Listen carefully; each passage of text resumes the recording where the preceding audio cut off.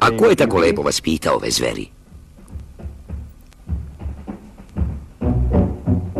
Pa zna se, taj večiti borac za pravdu. Super miš. Naravno, povremeno ima i malih teškoća.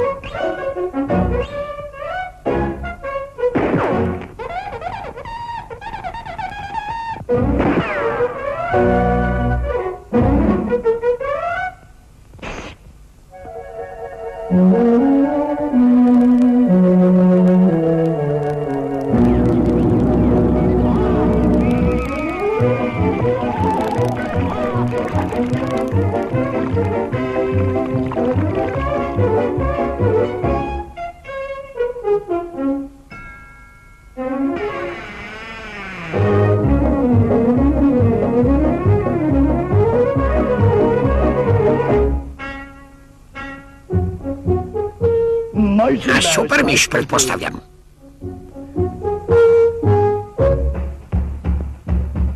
Da, on je svakodnevno održavao red u džungli.